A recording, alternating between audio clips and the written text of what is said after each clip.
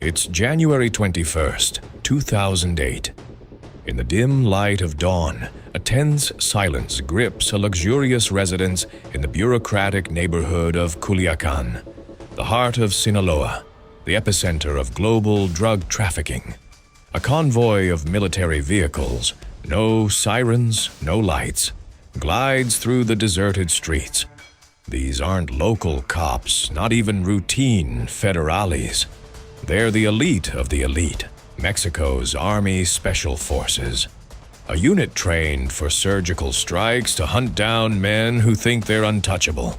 They move with terrifying precision, guided by flawless intel, by absolute betrayal. Inside the house, a man sleeps unaware of the steel net closing around him. He's no ordinary hitman, no local plaza boss. He's one of the pillars of the empire, a prince of the most powerful criminal organization on the planet, the Federation. And his name, Alfredo Beltran Leyva, alias El Mochomo. When the soldiers kick in the door, the operation is a whirlwind of controlled force. No prolonged shootout, no pitched battle. The surprise is total. Resistance is futile. In a matter of minutes, the man who managed the flow of billions of dollars, the strategist who moved tons of drugs around the world, is subdued on the floor of his own sanctuary. The capture is a monumental trophy for the Mexican government in its nascent war on drugs, but for the underworld, it's something far more sinister. Not a victory for the law. It's the echo of a sentence handed down in the shadows, a stab in the back delivered by a brother's hand. The news of his arrest drops like an atomic bomb on the blood pact that bound Sinaloa's most powerful clans. At the Federation, that almost mythical alliance between the Sinaloa Cartel and the Beltran Leyva Organization, fractures in that instant.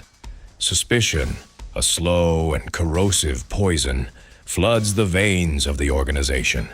His brother, the supreme leader, the feared Arturo Beltran Leyva, has no doubts. This wasn't a lucky break for the authorities. It was a handover, a betrayal. And in his code, betrayal is paid only in blood. But who was Alfredo Beltran Leyva really? The man whose arrest unleashed the apocalypse? Was he just a greedy kingpin who fell victim to the state's war? Or was he the pawn sacrificed in a deadly chess game among drug trafficking kings? A masterstroke that forever broke the world's most feared alliance? Join me as we unravel the story of the 2008 betrayal. Hear the arrest that dissolved the Federation and plunged Mexico into one of the bloodiest wars in its modern history. To grasp the magnitude of the earthquake caused by Alfredo Beltran Leyva's fall, we must journey back to the origins, to the cradle of the drug lords, to a place where blood ties and loyalty were, in theory, the foundation of everything. The story of the Beltran Leyva brothers doesn't start in Culiacan's lavish mansions, but in the rugged, forgotten highlands of Sinaloa, in the municipality of Badiraguato. This enclave, a labyrinth of mountains and isolated valleys, has been the breeding ground for Mexico's most legendary drug trafficking figures for generations. It's a land where the state is a ghostly presence, and the only law that matters is that of the strongest, the shrewdest. In this setting, in the small village of La Palma, the Beltran Leyva clan was born, sons of a modest rancher. There were 5 brothers: Marcos Arturo, the eldest and natural leader; Alfredo, Hector, Carlos, and a 5th who stayed out of the business. From a young age, they learned that the traditional path of subsistence farming was a sentence to poverty. The real opportunity, the only way to escape that fate, grew in the clandestine fields dotting the mountains. Opium poppies and marijuana. They grew up alongside another young man from the region, a distant cousin whose ambition matched their own, a man who would become known worldwide as Joaquin Guzman Loera, El Chapo. The ties between the Beltran Leyvas and Guzman weren't just business. They were bonds of blood, shared childhood, dreams of greatness forged in the same mud of misery. Together, they took their first steps into organized crime under the tutelage of the early big bosses from the Guadalajara era. They learned the trade from the bottom up, music as gunmen, as transporters, soaking up every lesson on violence, corruption, and above all, the logistics of drug trafficking. Arturo, with his brutal charisma and daring, emerged as the boss, the man of war. Hector, more cerebral and discreet, handled finances and political connections. Carlos operated in the background, and Alfredo, El Mochomo, became the logistical heart of the operation.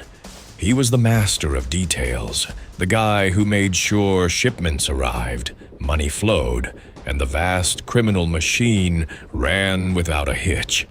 His nickname, El Mochomo, meaning desert ant, was a perfect reflection of his nature. Tireless worker, methodical, moving massive loads silently but relentlessly. Together, in close collaboration with their cousin El Chapo and his partner Ismael El Mayo Zambada, they climbed the ranks, proving an efficiency and cruelty that set them apart. The fall of Miguel Angel Felix Gallardo and the fragmentation of the Guadalajara Cartel in the late 80s didn't end drug trafficking in Mexico. It reorganized it. From the ashes of the old empire rose new fiefdoms, and in Sinaloa, the clans that had been lieutenants were now poised to become kings. It was in this power vacuum that the most formidable alliance in organized crime history was born, the Federation, also known as the Blood Alliance. This wasn't a cartel in the traditional sense, with a single supreme leader.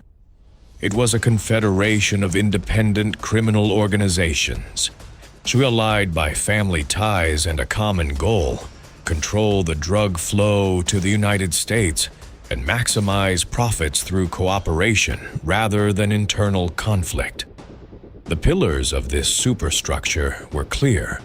On one side, the so-called Sinaloa Cartel, led by the duo of Joaquin El Chapo Guzman and Ismael El Mayo Zambada, along with other bosses like Ignacio Nacho Coronel.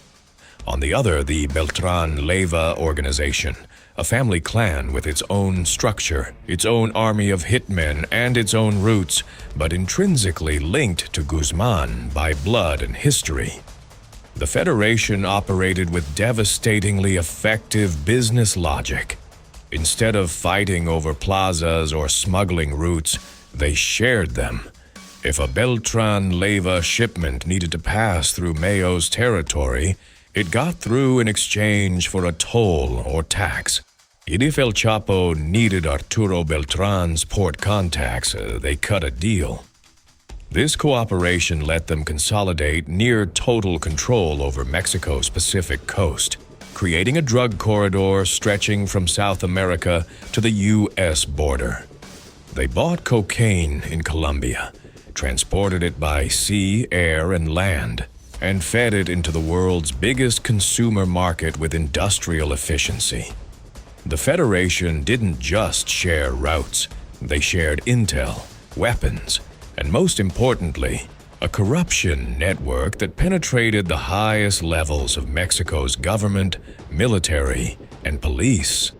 Together, their bribery power was virtually unlimited. They could buy generals, governors, police chiefs, securing impunity that let them operate on an unprecedented scale. They were a state within a state, yet with economic power rivaling many multinational corporations and firepower that could challenge the Mexican army itself. In this golden age, the Federation's leaders lived like emperors, amassing obscene fortunes and seemingly absolute power. They became legends, living myths of the underworld, respected and feared in equal measure. The mafia peace they imposed on their territories, though brutal, brought a strange stability.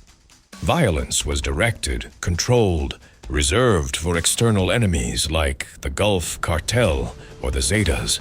Among them reigned a code of honor, a fragile truce based on mutual respect and the fear of a total war that would destroy them all. Yet in the foundations of this empire of cooperation, cracks were already forming.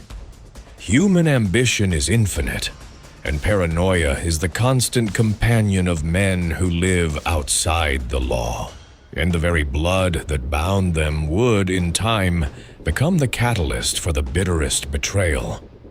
Within the Federation's complex machinery, Alfredo Beltran Leyva wasn't the most visible or feared figure, but he might have been one of the most indispensable. While his brother Arturo reveled in the role of the extravagant, violent kingpin, the archetype of the boss of bosses, and while El Chapo cultivated his own legend as the slippery fugitive, Alfredo operated on a different level. He was the logistical brain, the orchestra conductor, ensuring the criminal symphony played without a single off note. His genius lay not in planning attacks or intimidation, but in supply chain management. El Mochomo coordinated the receipt of tons of cocaine from Colombian cartels. He oversaw fleets of speedboats, semi-submersibles, and planes bringing the merchandise to Mexican shores. Once in country, his network handled security, storage, and transport northward. Every move, every bribe to a customs official, every kilo crossing the border went through his control structure. But his real talent, the skill that made him invaluable to the Federation, was his mastery of money laundering. The billions in cash generated by drug trafficking were a logistical problem in themselves. It was dirty money, impossible to spend at scale without drawing authority attention. Alfredo built a sophisticated web of shell companies, currency exchanges, real estate ventures, and other operations that integrated that flood of narco dollars into the legitimate financial system. He was a financial alchemist, turning blood-stained cash into clean assets, fortunes that could be enjoyed. His role was so crucial that his capture wouldn't just mean losing a leader, it would decapitate the central nervous system of his clan's operations, and by extension, a significant part of the Federation. He knew the routes, the contacts, the bank accounts, the names of corrupt officials. He had the full treasure map of the empire in his head. This made him a high-value target for authorities, for the DEA and the Mexican government. Capturing Alfredo wasn't like arresting a hitman or even a plaza boss. It was music, like ripping out the beast's heart, a blow that could destabilize the whole structure and unleash chaos. And precisely because of his strategic importance, his fall also made him the perfect sacrificial piece in a game of betrayals. Whoever turned Alfredo in wouldn't just be doing the government a huge favor. They'd be dealing a mortal blow to partners and rivals, all in one move. El Mochomo, the man pulling strings from behind the curtain, was about to learn that in the world he'd helped build, loyalty was a commodity with an expiration date, and his immense value to the organization was also his greatest vulnerability. The Federation's empire, despite its apparent solidity, was built on a volcano of egos and ambitions. By the mid-2000s, the first fumes of discontent began to emerge, and cracks in the blood alliance grew ever more evident. The root of much tension was Joaquin El Chapo Guzman. After his spectacular escape from Puente Grande prison in 2001, his legend skyrocketed. He became the face of drug trafficking, the world's most famous fugitive, as an almost mythical figure.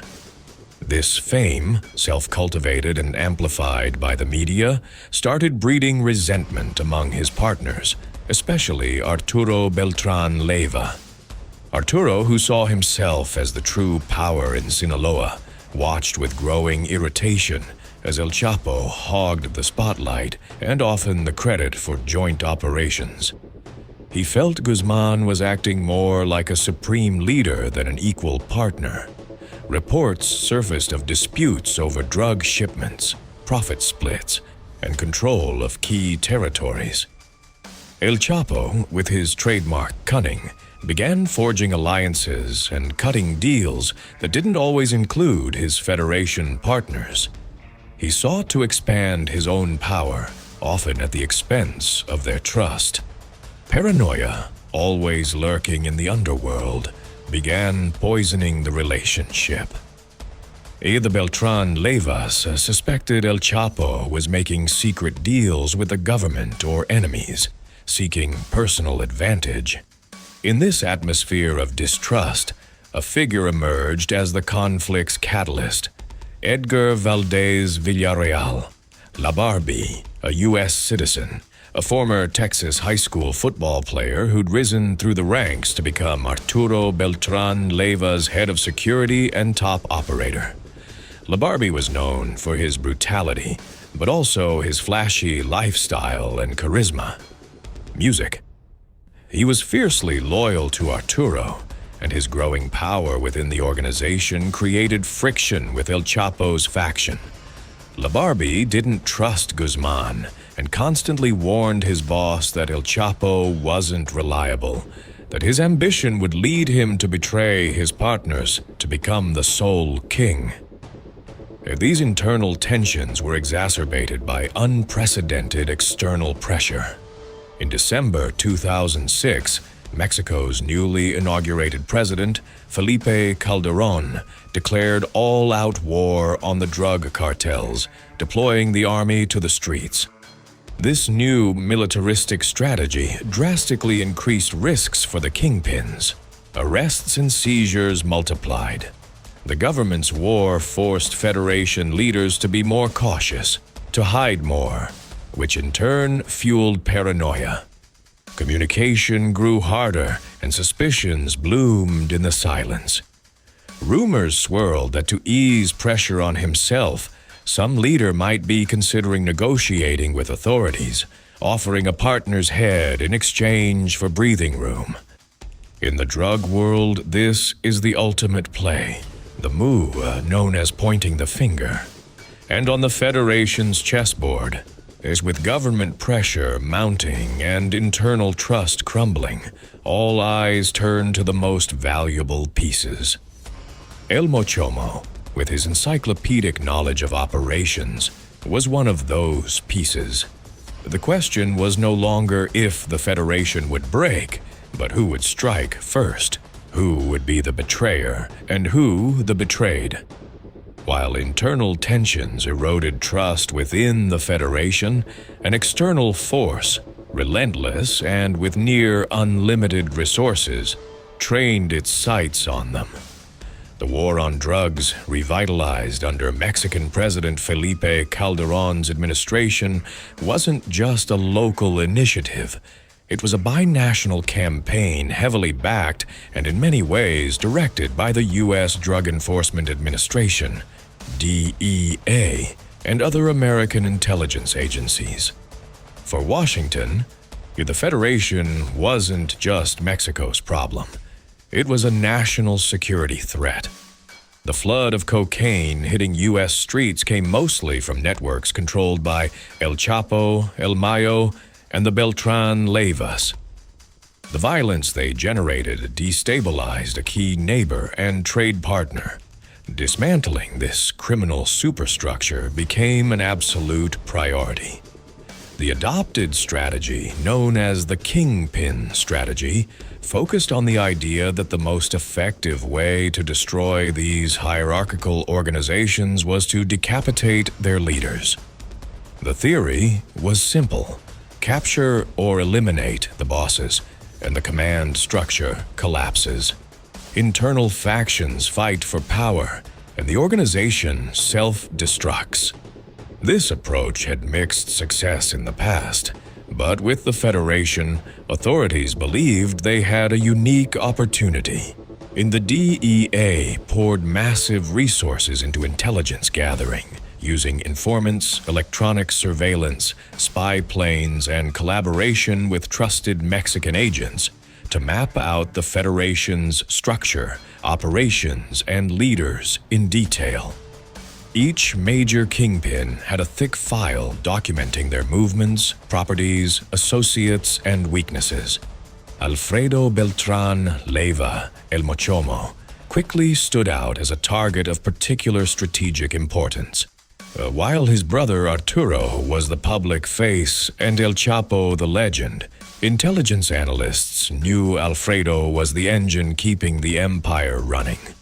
Neutralizing him would be like severing the organization's arteries.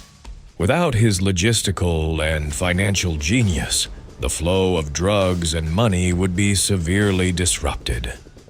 Plus, his capture would send shockwaves through the entire organization, it proving that no one, no matter how powerful or low-key, was safe. U.S. pressure on the Mexican government for results was immense. Washington offered intel, equipment, training, and political support, but in return demanded high-profile arrests. The Federation leaders' names topped the most wanted lists. In this high-pressure context, the idea of internal betrayal wasn't just narco-paranoia. It was a tactic actively encouraged by law enforcement agencies. They knew distrust was these organizations' Achilles' heel. Often, the most successful captures weren't based on spectacular shootouts, but on a phone call, a tip from a rival or partner looking to save their own skin. The DEA and Mexican authorities became experts at exploiting these fissures, offering deals, playing a psychological chess game where every kingpin wondered if their lifelong partner wasn't on the other end of the line, negotiating their freedom for his. The hunt was on, and the government now had the tools and political will to go after the kings. They just needed someone on the inside to show them where they were hiding. The theory that crystallized in the underworld almost immediately after Alfredo Beltran Leyva's arrest was simple, brutal, and for many the only logical explanation: a betrayal orchestrated from the top of the Federation. In Arturo Beltran Leyva's mind, the only possible culprit was his cousin and partner, Joaquin El Chapo Guzman, perhaps in collusion with the ever-discreet Ismael El Mayo Zambada.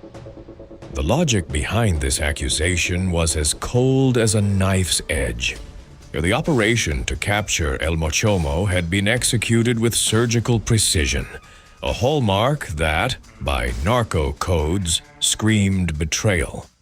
The Army's special forces didn't stumble upon Alfredo by chance.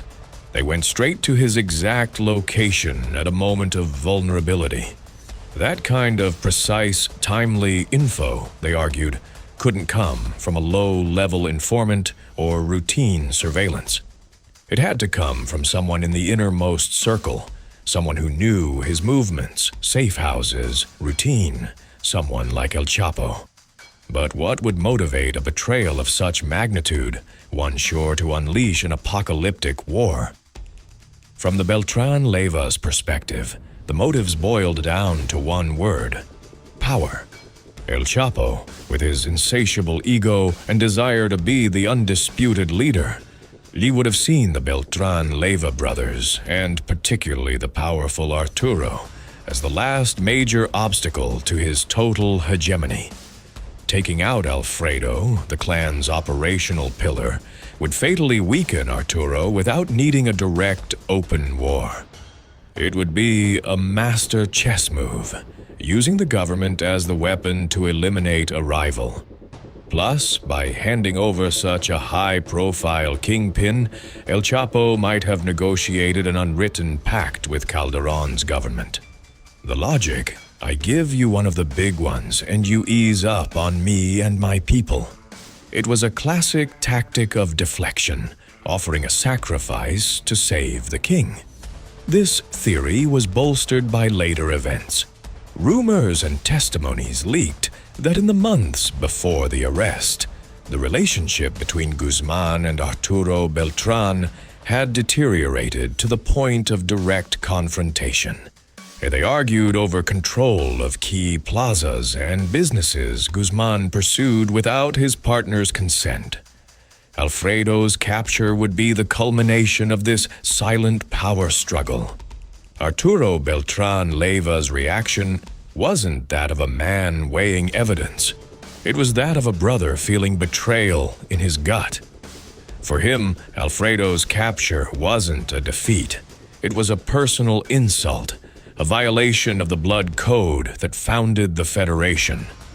Right after the arrest, it said Arturo tried contacting El Chapo and El Mayo, and his calls went unanswered or got evasive excuses. For him, that silence was the confession. He needed no more proof. War was declared in that very moment.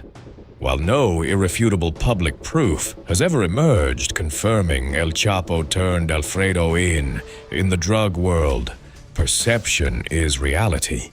The belief that it was a betrayal spread like wildfire, and that belief was enough to light the fuse of the most destructive war Mexican drug trafficking had ever seen.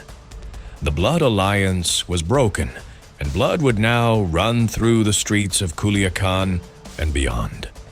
Let's go back to that dawn of January 21st, 2008. The operation to capture Alfredo Beltran Leyva was a model of military efficiency, a testament to the quality of the intel guiding it. The target was house number 1482 on Panfilo Natera Street in Culiacan's bureaucratic neighborhood. It wasn't an ostentatious fortress, but a relatively discreet luxury residence designed to avoid attention. A perfect nest for a man who preferred operating from the shadows. Hours before daybreak, the perimeter was silently secured by Mexican army elements. Its surrounding streets were blocked without residents noticing what was about to happen. The assault team, made up of Special Forces members, geared up for the breach. They were armed with assault rifles, night vision gear, and orders to capture the target alive if possible, but to neutralize any resistance with lethal force. The info they had was spot on. Alfredo Beltran Leyva was inside with a small security detail. At the designated hour, the assault began with overwhelming speed and violence. The front door was battered down with a ram, and soldiers poured into the home like an unstoppable tide. The few bodyguards present were subdued before they could mount a coherent defense. The element of surprise was absolute. Alfredo Beltran Leyva was found in one of the bedrooms, presumably jolted awake by the raid's clamor. There was no heroic standoff or desperate escape attempt. The reality of his situation hit instantly and crushingly. Surrounded by elite soldiers, with no escape route and outgunned and outnumbered, he had no choice but to surrender. The op was so clean that only a few shots were fired. Once the target was secured, federal forces began searching the property. What they found confirmed the importance of the man they'd just nabbed. Inside the house was a sizable arsenal: assault rifles, pistols, grenades, and ammo. But the real treasure was the cash. about $900,000 in bills, along with a collection of luxury watches and other valuables. These were the tools and fruits of a criminal empire. As the sun started rising over Culiacan, Alfredo Beltran Leyva was led out of the residence, his face visible for the cameras that had already been tipped off. He was escorted to an armored vehicle and immediately transported to Mexico City. The media presentation was swift. There he stood, flanked by masked soldiers, the man known as El Mochomo. His face showed no panic, but a grim resignation. Maybe in that moment he already knew his fall wasn't just the government's doing. Maybe he was connecting the dots, understanding the power play that had turned him into a sacrificial piece. News of his capture spread at lightning speed, celebrated by the government as one of the most significant victories in their war on narcos. But in Sinaloa's sierras and cities, the news was received very differently. Not as a triumph of justice, but as the blast of a war horn. Arturo Beltran Leyva, upon learning of his brother's fall, he didn't see the image of a captured criminal. He saw the face of betrayal, and his response wouldn't wait. Alfredo Beltran Leyva's arrest wasn't the end of a chapter. It was the prologue to a new and terrifying saga of violence. For Arturo Beltran Leyva, his brother's capture wasn't a business matter. It was a family honor issue, an affront that could only be washed away with total war. His legendary fury in the underworld unleashed without restraint. There was no mourning period or reorganization. There was an immediate, brutal, no-quarter declaration of war against those he deemed the traitors. El Chapo Guzman and El Mayo Zambada, the Federation. That alliance, which had maintained relative peace and generated incalculable fortunes, dissolved in a bloodbath. Arturo's first order was clear: hunt down and exterminate anyone linked to the Sinaloa Cartel. Violence erupted on Culiacan's streets, the capital both sides called home. The city became a battlefield. The Beltran Leyva's hitmen, led by the fearsome Edgar Valdez Villarreal, La Barbie, began a systematic purge. Police chiefs, commanders, and officials believed to be on El Chapo's payroll were assassinated in broad daylight. Executions became a macabre spectacle, with bodies dumped in public places bearing warning messages, the infamous narco messages. The war didn't limit itself to low-level operators. Arturo aimed straight at the Sinaloa Cartel's heart and its leaders' families. The most devastating blow, the one that marked a point of no return in this fratricidal war, happened on May 8, 2008. In a busy shopping center parking lot in Culiacan, a group of heavily armed hitmen ambushed a vehicle. Inside was Edgar Guzman Lopez, one of El Chapo Guzman's sons. The attack was lightning fast. The young man and his companions were riddled with assault rifle fire. It's said over 500 rounds were fired. The murder of El Chapo's son was Arturo's direct response to his brother's capture. It was an unequivocal message: if you take my family, I'll take yours. Legend has it that El Chapo, devastated by his son's loss, sank into deep depression, but also an implacable thirst for revenge. It's said Culiacan ran out of roses the day of Edgar Guzman's funeral, as the cartel bought up every available flower to honor the fallen son of the boss. The war spread beyond Sinaloa, igniting other states where the Federation had operations. Sonora, Durango, Nayarit, and Guerrero became new battlefronts. Former partners now used their intimate knowledge of each other's operations to attack one another, to steal shipments, to eliminate operators. The brutality reached unprecedented levels. It wasn't just about killing the rival, it was about terrorizing them.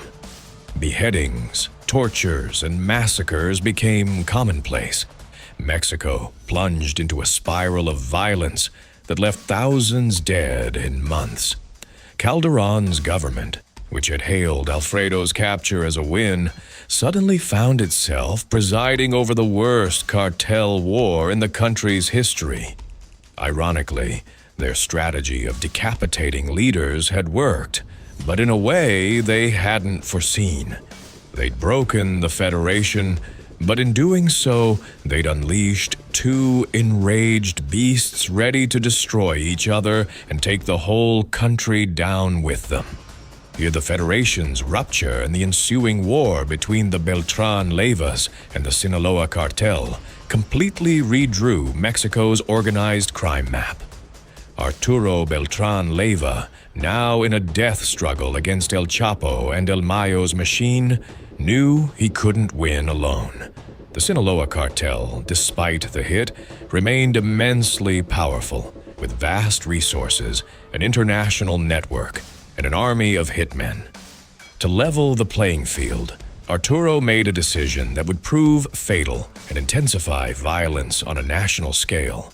He forged an alliance with his former partner's worst enemies, the Gulf Cartel, and specifically its brutal armed wing, the Zetas. This new pact was a deal with the devil. The Zetas, formed by elite ex-military, had introduced a new level of brutality and military sophistication to drug trafficking. They were known for terror tactics, a disregard for civilian life, and aims to control territories through extreme violence. They weren't just traffickers, they were a paramilitary outfit with conquest ambitions.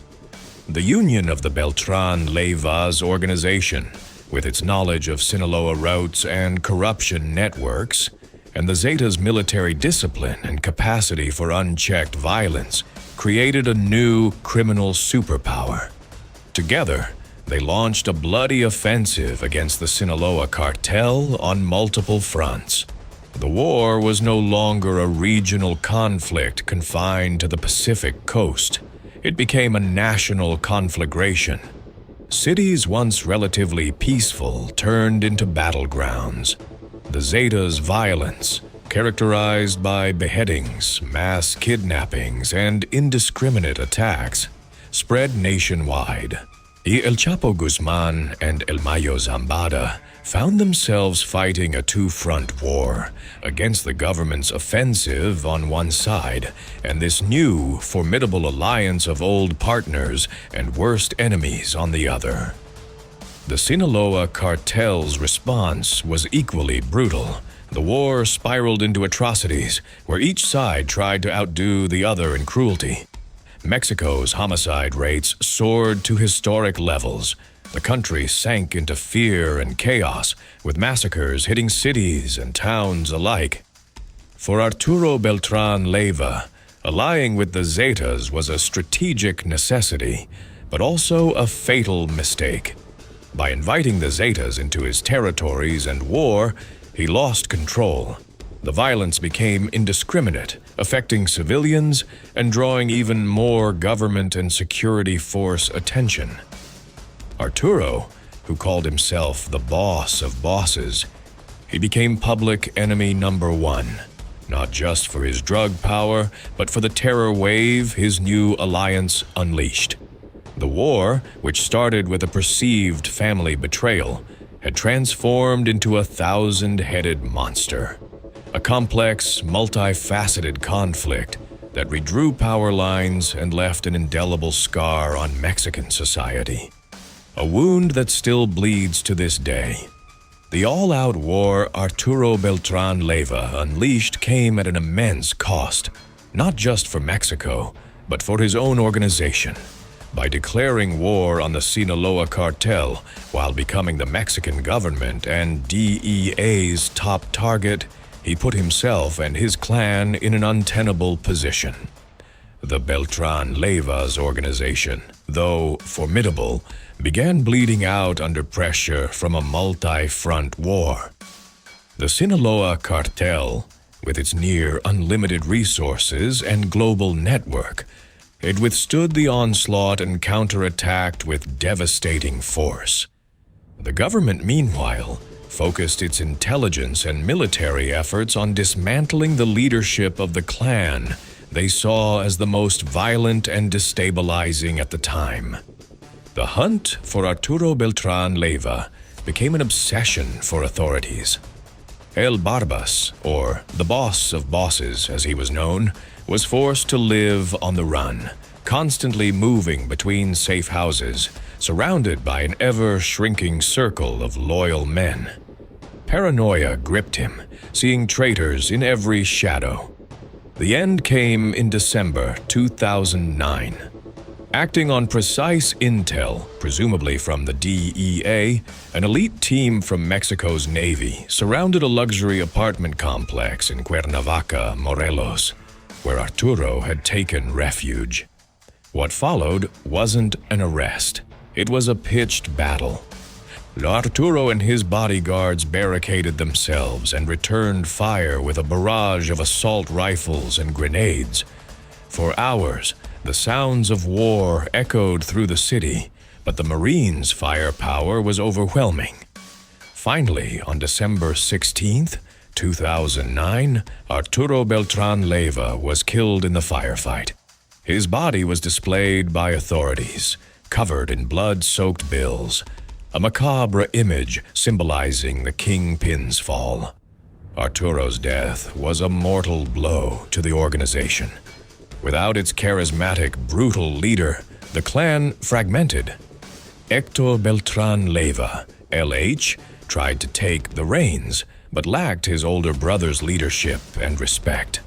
The organization split into warring factions, with Edgar Labarbi Valdez Villarreal on one side and Hector's loyalists on the other. This internal strife weakened it further, making it vulnerable to rivals' attacks and authorities. The downfall cascaded.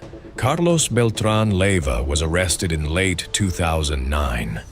Labarbi was captured in 2010, and finally Hector, the last brother at large, was nabbed in 2014 while eating at a restaurant in San Miguel de Allende. The once powerful Beltran Leyva Organization, a federation pillar that unleashed one of the country's bloodiest wars, had crumbled. It became a shadow of itself, a collection of small gangs and cells scrabbling for the empire's remnants. The war Arturo started over. His brother Alfredo's capture ended with his clan's destruction and his own death. Alfredo, from a maximum security prison, watched the world he knew consumed in the fires of vengeance waged in his name. The 2008 betrayal didn't just break the Federation, it annihilated one of its founding families. Alfredo Beltran Leyva's arrest on January 21, 2008, wasn't just a kingpin's capture. It was the detonation that collapsed the power structure dominating Mexican drug trafficking for nearly 2 decades. Looking back, that event marked the end of an era. The era of grand cartel federations that, despite their brutality, maintained a certain order in the underworld.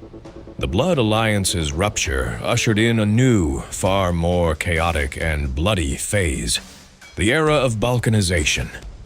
The war between the Beltran Leyvas and the Sinaloa Cartel not only decimated the brothers' organization, but forced El Chapo and El Mayo into a costly war of attrition. Though they ultimately emerged victorious, their group suffered losses and had to cede territories and power to new players. And the power vacuum left by the Beltran Leyva's collapse was filled by a myriad of smaller, more violent groups. Cells that were once armed wings or local factions went independent, fighting each other for routes and plazas. Names like the Zetas, who grew immensely stronger through their initial alliance with the Beltran Leyvas, and new outfits like the Jalisco New Generation Cartel emerged from this chaos, bringing even more extreme violence and diversifying into crimes beyond trafficking. Kidnappings, extortion, fuel theft. El Chapo's real or perceived betrayal of his cousin became a brutal lesson for the entire underworld. No loyalty lasts. Distrust became the norm, making large-scale alliances like the Federation impossible. The result was a war of all against all, a perpetual conflict that's kept Mexico mired in violence for over a decade. Alfredo Beltran Leyva was extradited to the United States in 2014. He faced trial in Washington, D.C., accused of being one of the biggest cocaine suppliers to the U.S. market. In 2017, he was sentenced to life in prison. El Mochomo, the man whose capture unleashed hell, would spend his remaining days in a cell. An ironic fate for someone sacrificed, per the legend, to protect another's freedom. Was it a real betrayal? The circumstantial evidence is overwhelming from the underworld's view. The operation's precision, the strategic logic of eliminating a rival by weakening his clan, and El Chapo's later refusal to help Alfredo's family all point that way. Yet no definitive proof, a credible witness or document, has ever surfaced confirming it beyond doubt. El Chapo Guzman, up to his own capture and extradition, always denied the accusation. But in the opaque, paranoid world of cartels, objective truth matters less than believed truth. The belief that El Chapo betrayed his own blood was the fuel that set Mexico ablaze. The story of Alfredo Beltran Leyva's arrest is, ultimately, a Greek tragedy with narco-corrido vibes, a tale of ambition, paranoia, and how the most sacred bonds, those of family, can be shattered by the thirst for power. One man's fall triggered an empire's collapse, the end of a criminal cooperation era, and the start of a violence spiral that seems endless. It leaves us with a final, haunting question.